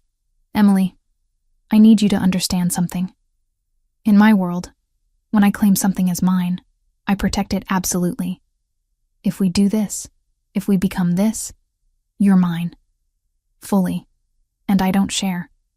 I don't let go. That's who I am. I know who you are. I'm choosing you anyway. Relief and something deeper crossed his face. Then we do this right. We identify the traitor. We eliminate the threat. And then we figure out what comes next. Together. Together, Emily agreed. They stayed in bed as the sun rose fully over Boston, talking quietly about everything and nothing. About the traitor Joseph and what would need to happen next. About Emily's mother and her improving health. About the future that suddenly seemed possible instead of terrifying. Finally, Alexander sat up reluctantly. We should get a few hours of real sleep. Then we deal with Joseph. Are you ready for that? For what happens when we confront someone who betrayed us? Emily thought about the men who'd broken into her apartment. About Kayla being interrogated. About all the ways this betrayal could have ended. I'm ready. He put me in danger. He put you in danger. He needs to face consequences. He will. Alexander's voice carried cold promise. I'll make absolutely certain of that. They slept for a few hours. Emily curled against Alexander's side, feeling safer than she had in months. When they woke, Teresa was in the kitchen making breakfast, giving them both knowing looks but saying nothing. Just smiling in that satisfied way that suggested she'd predicted this outcome weeks ago. By noon, Alexander had confirmed Joseph Ferraro's betrayal through phone records and surveillance. The cousin had been selling information to the Bratva for 3 months, including details about Emily's location and Alexander's movements. We confront him tonight, Alexander told Emily over lunch. At one of our warehouses, neutral ground where we can have a direct conversation about his choices. I want to be there. Emily, that's not... I want to be there, she repeated firmly. This started because of me. I deserve to see how it ends. Alexander studied her, then nodded slowly. All right. But you stay close to me. And if things escalate, you do exactly what I say without question. Agreed? Agreed. That evening, as they prepared to leave, Emily looked at herself in the mirror. She'd changed in 2 weeks. Still the same person on the outside, but different inside. Stronger. More certain. Connected to a man and a world she never could have imagined. But she'd chosen this, was still choosing it. And whatever came next, they'd face it together. The warehouse in the Port District smelled like salt water and old concrete. Emily stood beside Alexander as his men secured the perimeter, their movements efficient and silent. She'd insisted on coming despite his protests. And now she was here, watching his world operate in ways she'd only glimpsed before. Joseph Ferraro arrived 30 minutes later, flanked by 2 men who looked nervous. Joseph himself tried to project confidence, but Emily could see the fear in his eyes when he spotted Alexander waiting in the center of the empty space. Cousin, Joseph said, forcing a smile. I got your message.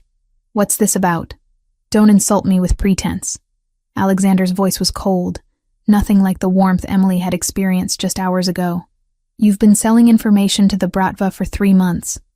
Phone records, surveillance footage, financial transactions. I have evidence of everything. Joseph's face went pale. Alexander, I can explain. Explain how you sold out your family?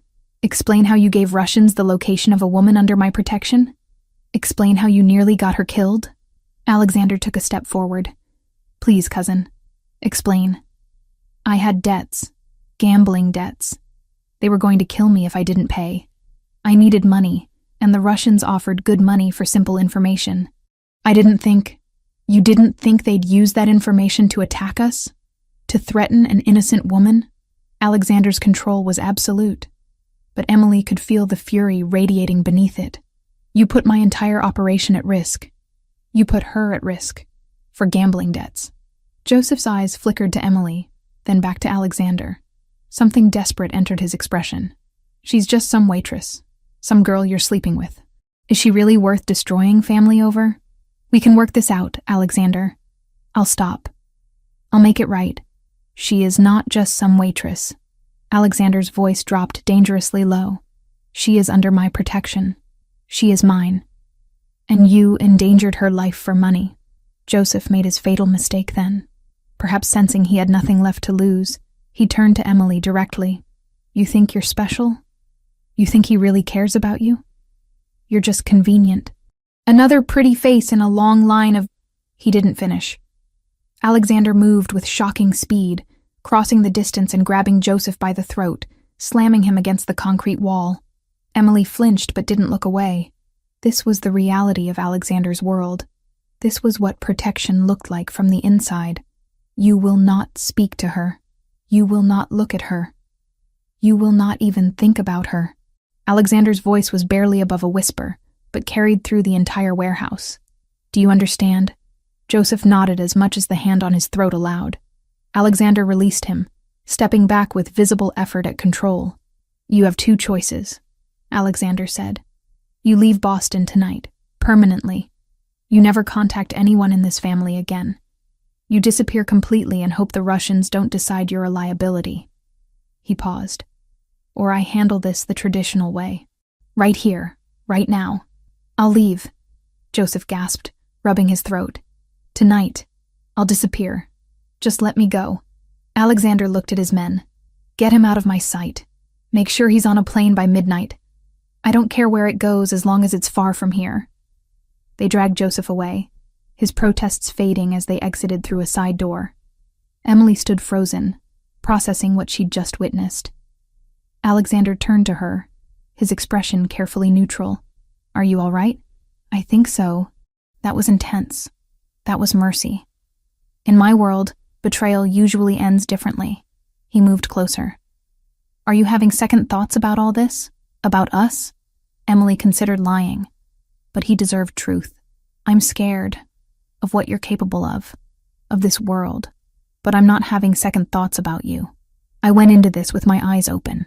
Relief flickered across his face. Then his phone rang. He answered, listened, his expression hardening. When? How many? A pause. Send our response. Standard protocols, and get Nicholas here immediately.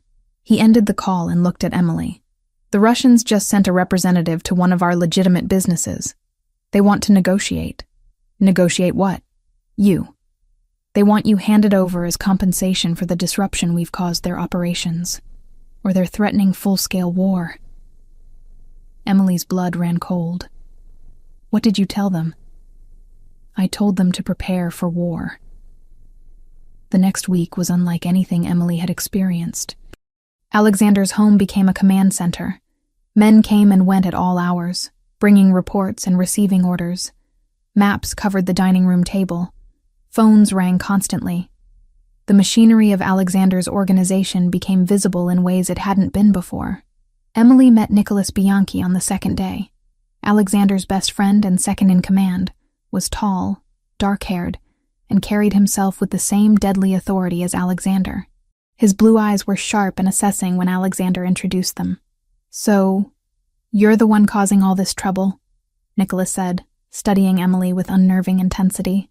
I didn't mean to. No one ever does. He circled her slowly, evaluating. You know what you've gotten yourself into? What being with him means. I'm learning. Fast learner, I hope. Alexander doesn't let people in easily. The fact that he's risking war with the Bratva over you says something significant. Nicholas stopped in front of her. Don't make him regret it. I won't. Nicholas held her gaze for a long moment, then nodded. Good. Welcome to the family, Emily Grant. Try not to die. Despite the gruff delivery, Emily sensed approval. Alexander confirmed it later that evening, when they had a rare moment alone.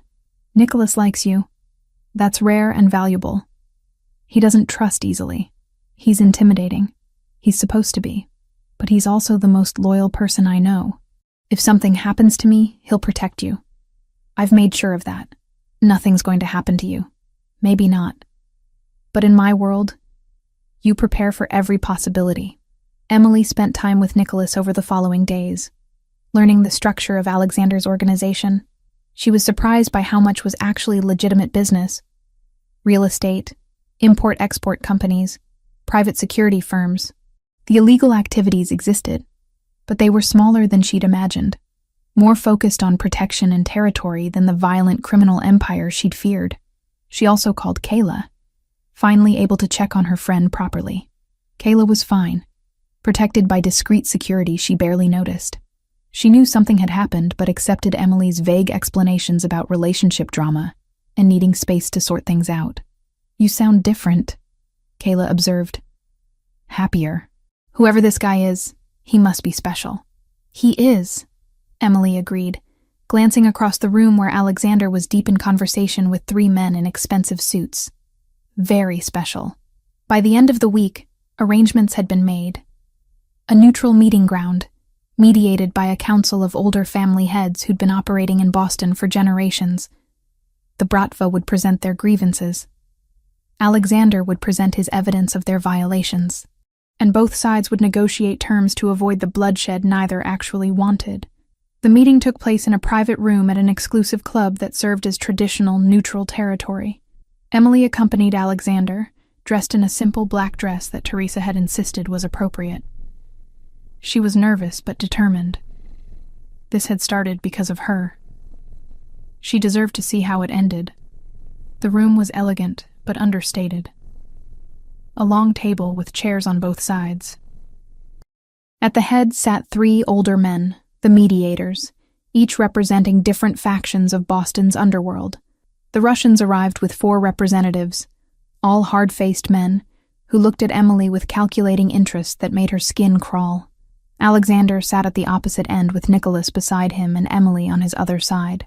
His hand found hers under the table, squeezing briefly before releasing. The head mediator, an elderly Italian man named Salvatore Costa, spoke first. "We're here to resolve the dispute between the Rossi family and the Bratva organization. Both sides will present their cases. We will determine fair resolution. Dmitri, you first." The lead Russian representative, a man with cold gray eyes and a thick accent, leaned forward. "Alexander Rossi has interfered with our business operations. He paid off a debt that was ours to collect. He threatened our collectors. He has cost us significant revenue and embarrassed us in front of other operations in the city. We demand compensation."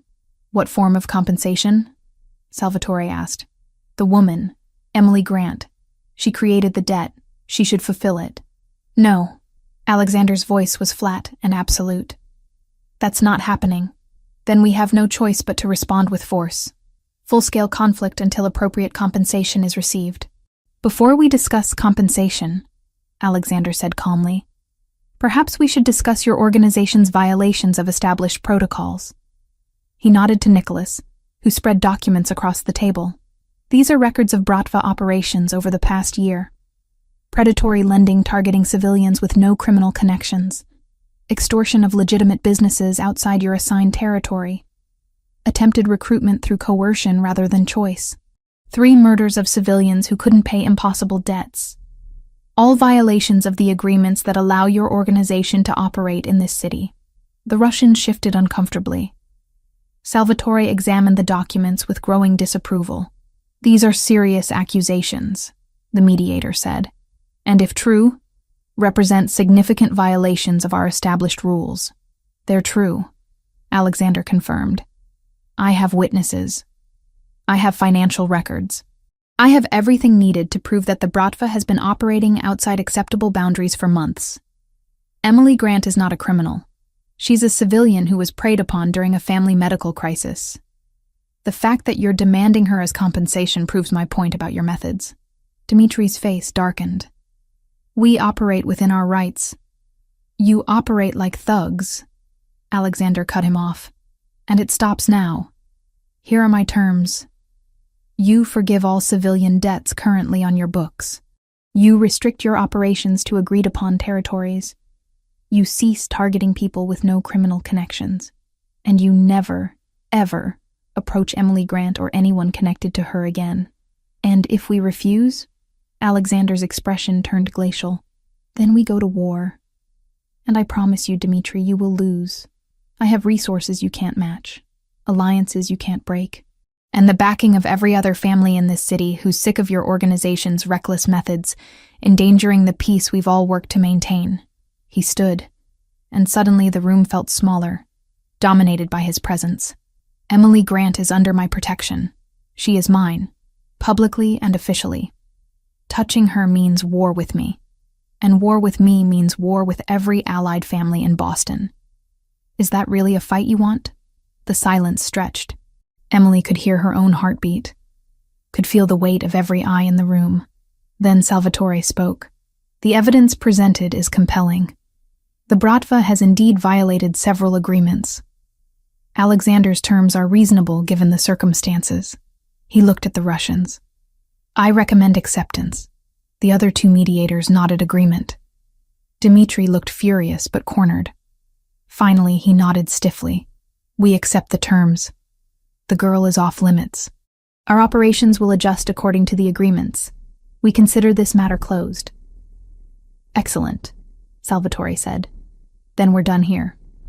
Dmitri, your organization will submit to monitoring for the next 6 months to ensure compliance. Alexander, you will provide detailed evidence of past violations to our council within 1 week. Both sides will maintain peace. Any violations from either side will result in severe sanctions. The meeting ended. The Russians left first, Dmitri throwing one last look at Emily that promised he wouldn't forget this humiliation. But he'd agreed to the terms.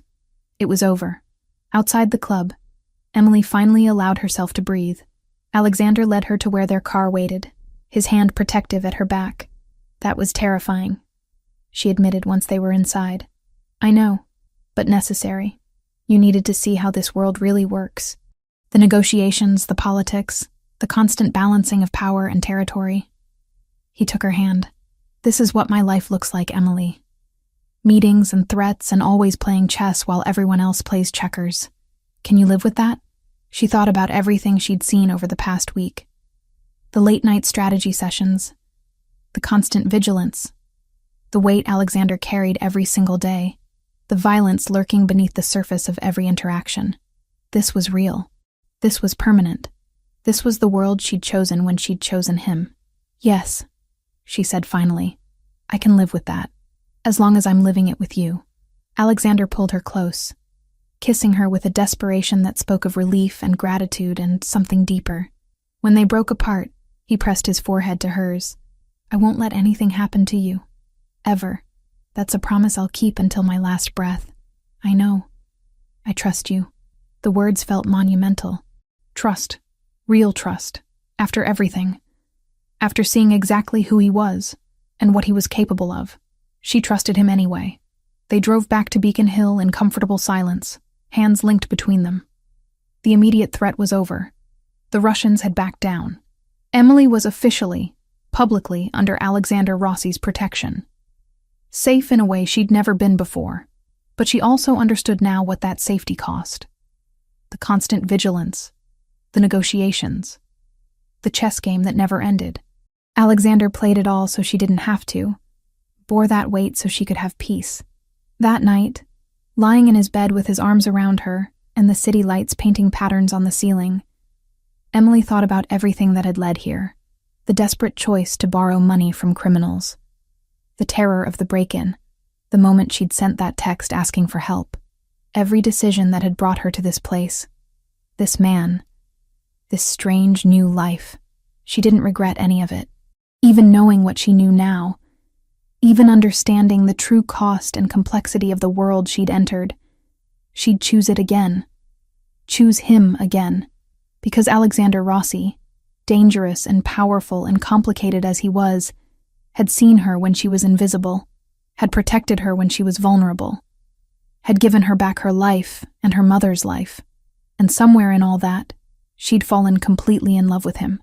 She hadn't said it yet. Neither had he, but the feeling was there, undeniable, and growing stronger every day. They'd have time for words later. For now, wrapped in safety and warmth and each other, this was more than sufficient. Tomorrow would bring new challenges. Tomorrow always did in Alexander's world, but they'd face it together, and that made all the difference. 6 months had passed since the confrontation with the Bratva at the neutral meeting ground. 6 months of building something real from the chaos that had brought them together. Emily stood in front of the mirror in Alexander's bedroom, adjusting the deep burgundy dress she'd chosen for the evening. 27 years old today.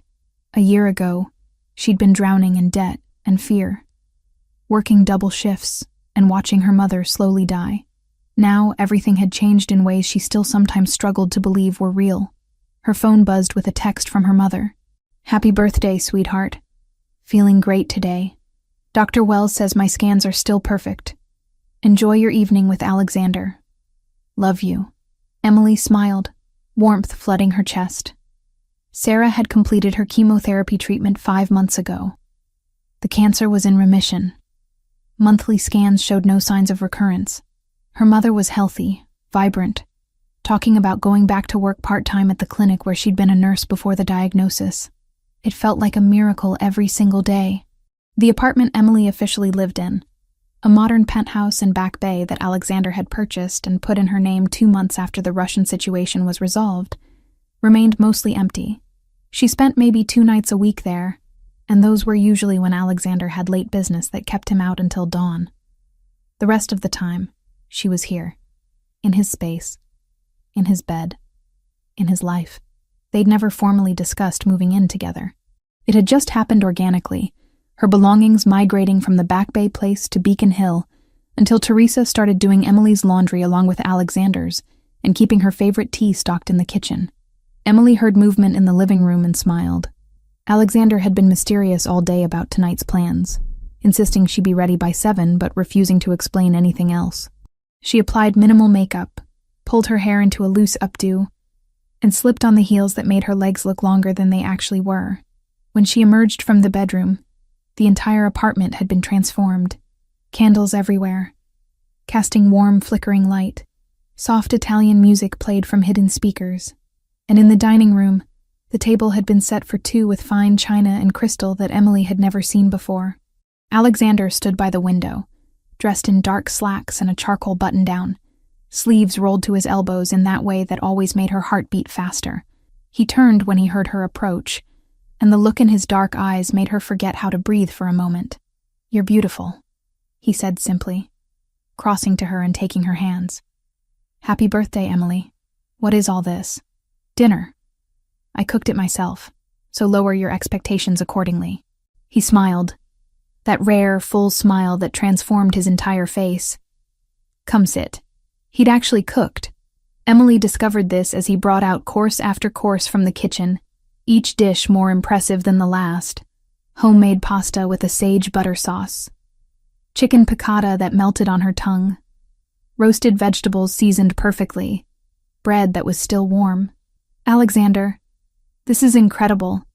Where did you learn to cook like this?" "My mother taught me. Before she got sick, she used to insist I spend time in the kitchen with her. Said that a man who couldn't feed himself was only half a man." His expression softened with memory. These were her recipes, the ones she made for special occasions. Emily felt tears prick her eyes at the significance of that. He'd made her his mother's special occasion food, had shared something deeply personal and precious. "Thank you for sharing this with me. It means more than you know." They ate slowly, talking about everything and nothing. Emily told him about her classes at Northeastern University, where she was enrolled in an evening nursing program. The workload was intense, but she loved it. Loved learning about anatomy and pharmacology and patient care. Loved knowing she was working toward something meaningful. "How's your clinical rotation going?" Alexander asked, refilling her wine glass. "Exhausting, but amazing. I'm at Boston Children's Hospital right now. Pediatric oncology. It's heartbreaking and inspiring at the same time. These kids going through hell but still smiling, still fighting." She paused. "I think I want to specialize in oncology. After everything with my mom, it feels right. You'll be excellent at it. You have the right combination of compassion and strength." They talked about the cafe too. Emily had returned to working at the Morning Brew 3 mornings a week. Not because she needed the money, but because she genuinely enjoyed it. The routine, the customers, the comfort of making coffee and chatting with regulars. And Alexander still showed up at 7:15 sharp every morning she worked, ordering his double espresso and leaving ridiculous tips before they'd leave together, his hand finding hers as they walked out. Kayla was still there too, still her friend despite everything. The protection had been reduced to occasional check-ins after the Russian agreement held firm.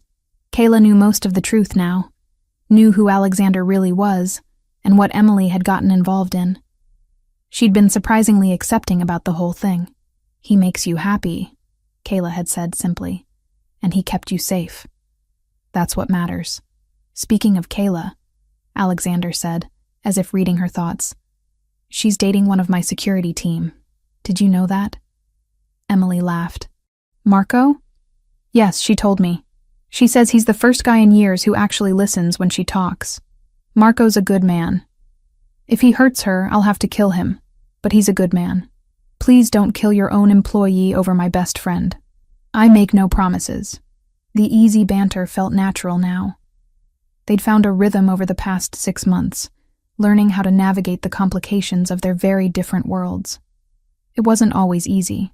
Emily still struggled sometimes with the violence that lurked beneath the surface of Alexander's business, with the late-night calls and sudden departures, with the reality that the man she loved was capable of things that terrified her when she thought about them too hard. And Alexander struggled with his own demons, the constant fear of losing her, the hypervigilance that never truly turned off, the nightmares where he didn't arrive in time, where those men in her apartment did what they'd intended. He woke sometimes in the middle of the night, reaching for her, needing to confirm she was real and safe and still there. They'd learned to talk about it, real conversations about the challenges and fears and complications. Therapy helped too. Alexander had surprised her by suggesting they see someone together, a therapist who specialized in relationships affected by trauma. They went every other week, working through their issues with professional help instead of letting them fester. It wasn't perfect, but it was real and honest and theirs. After dinner, Alexander brought out a chocolate cake that Teresa had made, 27 candles flickering on top. Emily made a wish and blew them out, thinking about how much had changed in 1 year, how far she'd come from that desperate, drowning version of herself. I have something for you, Alexander said once they'd finished cake and moved to the living room. He handed her an envelope, simple and cream-colored. Emily opened it carefully, pulling out a legal document. It took her a moment to process what she was reading. Deed of ownership. Morning Brew Cafe. Owner. Emily Grant. She looked up at him, confused. I don't understand. What is this? I bought the cafe 4 months ago, quietly, through a shell corporation. The previous owners were planning to sell to a developer who was going to tear it down and build condos. I couldn't let that happen. He sat beside her, taking her hand. That cafe is where we met. Where I spent 6 months falling for you without knowing how to tell you. Where you worked yourself to exhaustion trying to save your mother. It means something. So I bought it, and I'm giving it to you. To do whatever you want with it. Alexander, I can't accept this. A business it's already done. The papers are filed. You're the legal owner. Whether you keep it as a cafe, sell it, turn it into something else entirely, that's your choice. I'm not trying to control you. I'm giving you options. Freedom to choose your own path. Emily's hands shook as she held the deed. The meaning behind the gift overwhelmed her. Not the monetary value, though that was substantial, but the symbolism. The place where they'd met now belonged to her. The site of her struggle and eventual salvation was hers to shape however she wanted. Why? She whispered. Because you deserve to have something that's entirely yours. Something I didn't rescue you into, didn't buy to keep you safe. Something you can build however you choose. He brushed a tear from her cheek. I know you worry sometimes that everything in your life now is because of me, that you're dependent on me in ways that make you uncomfortable. This is my way of saying that's not true. You're your own person, Emily, with your own dreams and your own future. I just want to be part of it if you'll let me. The tears fell freely now. Emily set the deed aside and moved into Alexander's lap, wrapping her arms around his neck. I love you. I've loved you for months, but I was scared to say it. Scared it was too fast or too intense or that you didn't feel the same. But I love you, Alexander Rossi. Completely and terrifyingly and permanently. His arms tightened around her. I love you too. Have loved you since before I knew your name. Since I watched you slip an extra pastry to that struggling college student and thought, there, that's what goodness looks like. He pulled back enough to meet her eyes. I can't promise you a normal life. I can't promise there won't be danger or complications, or nights when you hate what I am and what I do. But I can promise I'll love you through all of it. That I'll protect you and choose you and build whatever future you want as long as you're in it. I don't want normal. I want this. I want you. With all the complications and challenges and fear. I want the real thing, not some sanitized version. Then that's what you'll have. All of me. exactly as I am. They stayed like that for a long time, holding each other, the weight of their declarations settling into something solid and permanent. The future stretched ahead, uncertain in its details but certain in its foundation. They'd face whatever came together. Eventually, they moved to the terrace. The same terrace where they'd first really connected 6 months ago, where Emily had found Alexander at 3 a.m, and they'd sat in companionable silence while the city hummed below them. The view hadn't changed. Boston spread out in all directions, lights twinkling like stars, the harbor dark and vast beyond. But everything else had transformed. Emily was no longer the desperate woman drowning in impossible choices. Alexander was no longer the isolated man carrying his burdens alone. They'd found each other in the chaos and built something real from the wreckage.